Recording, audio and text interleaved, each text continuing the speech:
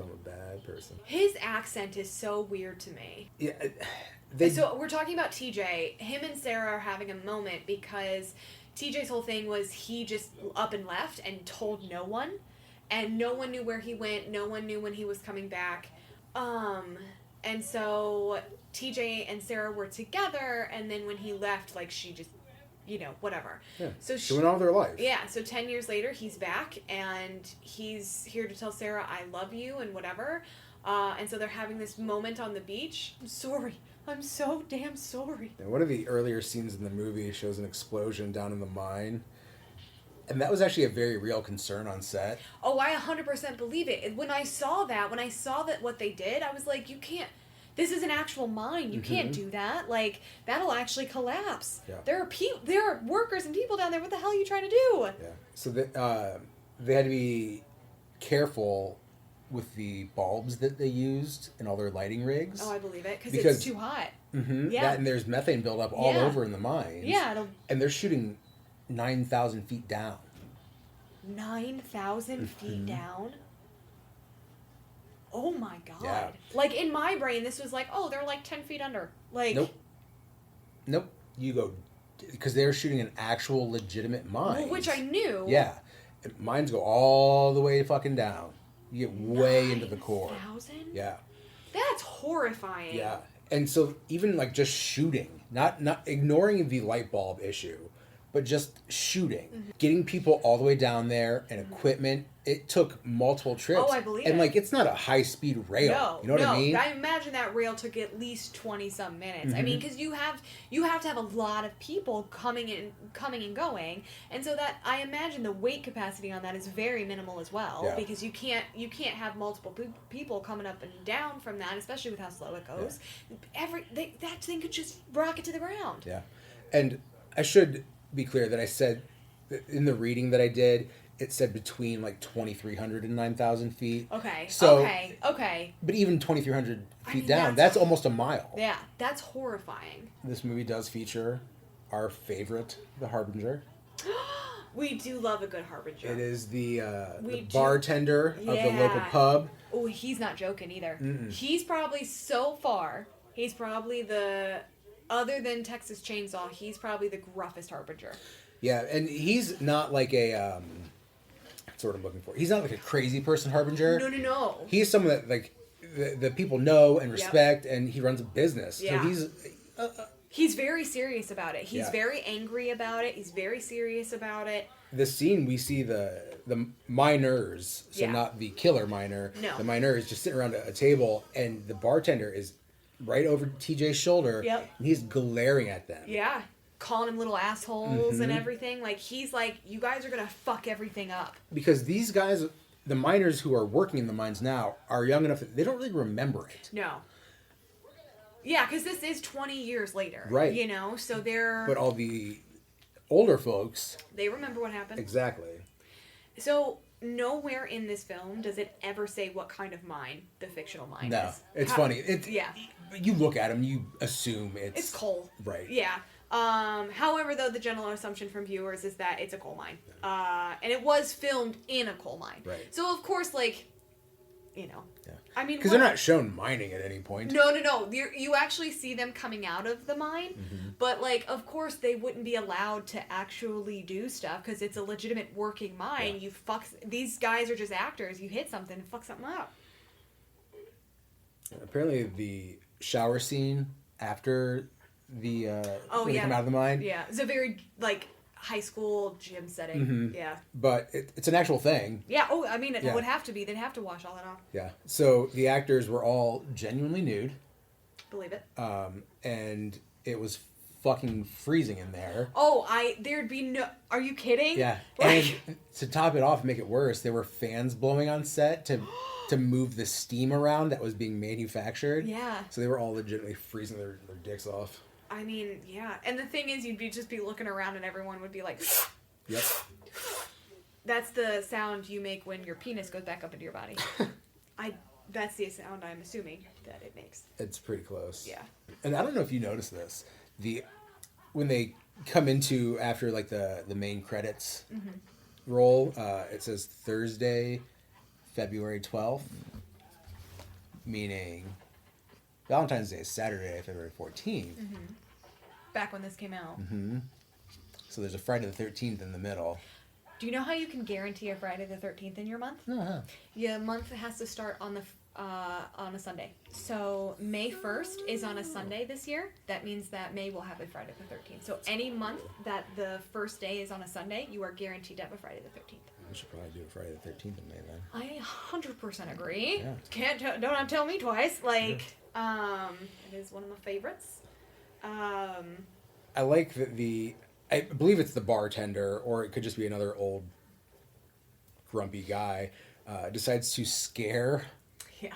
While there's a fucking killer on the loose, Yes. decides to scare the miners by setting up a really well constructed booby trap for them. Yeah. Where if they open a door, like a miner's costume is hanging there, Yeah. and it's holding a pickaxe and it swings up. Which is like a terrible thing to do, especially when There's a fucking killer on the loose. That's the terrible plan. But like, dude gets got. He does. Yeah. Because he is testing it. His joke backfires. Yeah. He's testing it one time, comes up, it's great. Yep. Then closes the door, opens it up again, and hey, there's your miner. Actually. Yeah. And he kills them. So there is a band that we all know and love called My Bloody Valentine. They are a Irish English band, kind of classified as shoegaze, which I'm not really sure what that means.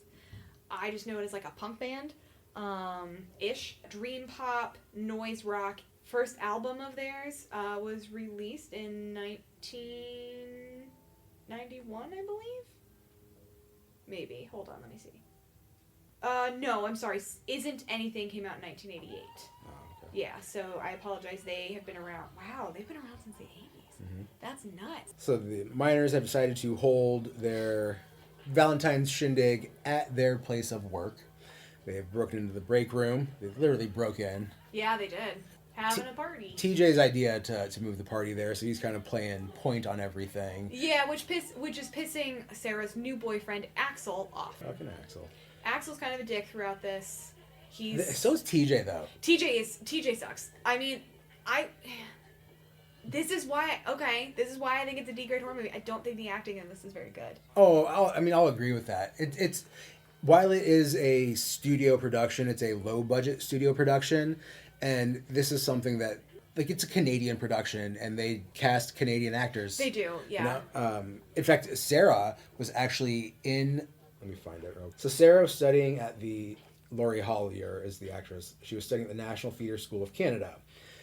George Mihalka was so dead set on casting her in the role that he convinced the school to let her finish the semester early so that she could come be on set. That's really cool. Yeah. So it's definitely not top tier acting. So I will I think I stand by my D grade horror movie type of thing because it is bad acting. The graphics are good but over the top. Mm-hmm. You know, the whole set design with the entire town doing a Valentine's Day thing and everyone decorating, everyone just being so over. I mean, what would they do at Christmas? If this is how they do it Valentine's Day, what does Christmas look like? You know what I'm saying? So I really feel like this is just one of those holiday D-grade horrors that you watch like once a year and just appreciate it for all its roughness. I definitely feel like it was made specifically to bring in money, and they didn't actually care about the product.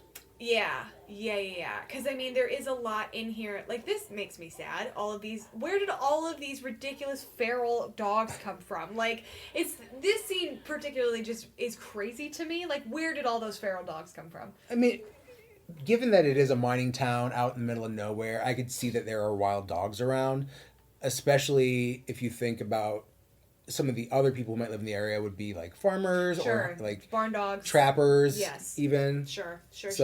I just wouldn't expect them to be that snarly, I guess. Well, they were eating a heart. They weren't eating it. They were trying to get into the box. That's correct. Sorry. Yes. No. The box, so it is this ornate, beautiful Valentine's Day box. Doilies and lace and all that good shit on it. And it's just pouring blood out of it. And so the dogs were trying to get into it. And obviously the sheriff picks it up. He knows what's in it, you know, because he pulls his hand away and it's just beautiful, glistening. And he read the ominous note. Yes. So yeah, they're licking up the blood all around the heart. Yeah.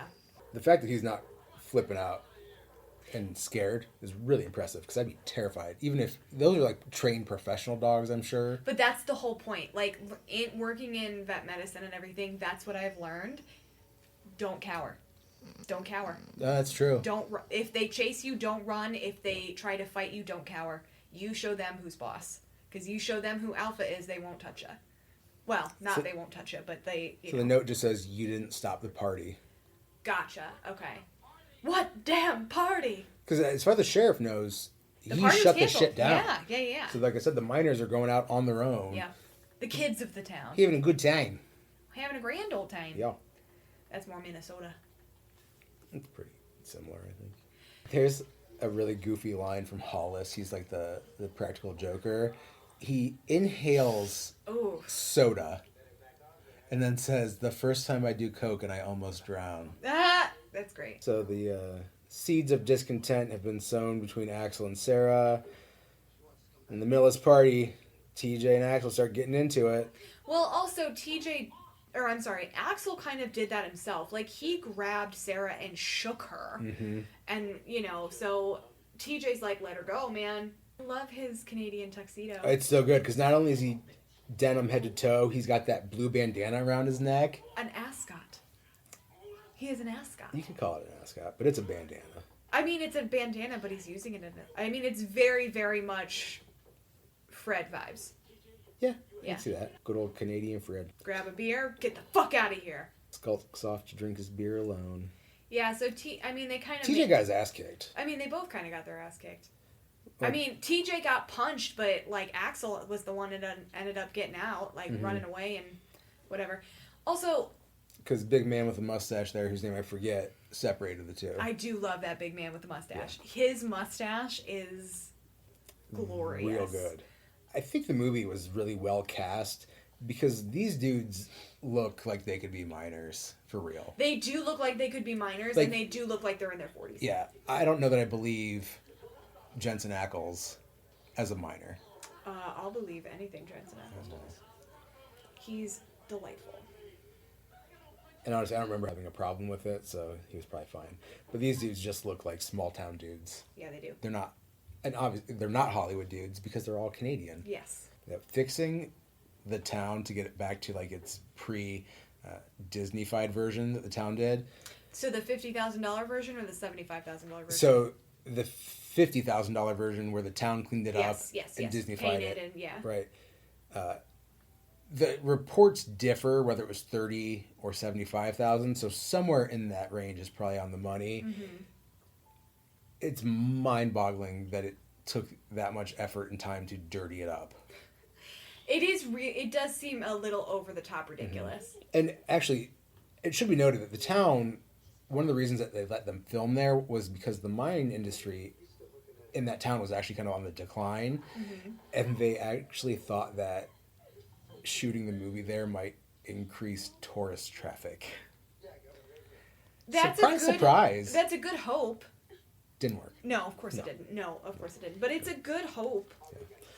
Yeah. So Keith Knight plays Hollis, and Hollis is the one with the mustache. Okay. That's his name. So Hollis is just... and fuck this dude, also. He's, like, leaves his girlfriend waiting in the fucking wings. Well, she's like, go get us some beer. I'll wait here. No. She said, I'll go with you.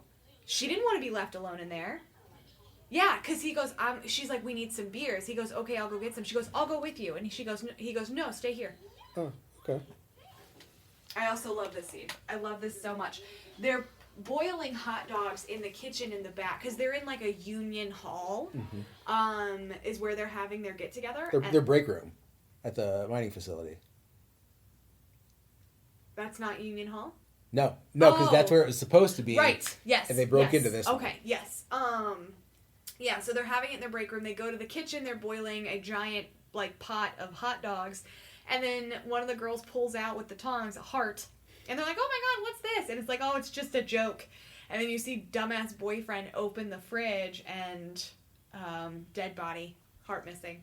It's great, but doesn't notice it because he just grabs the beer. No, and he turns around and looks at the girls as they're pulling the heart out of the boiling water. And says, "Oh, it was probably Hollis or something," cranking a joke.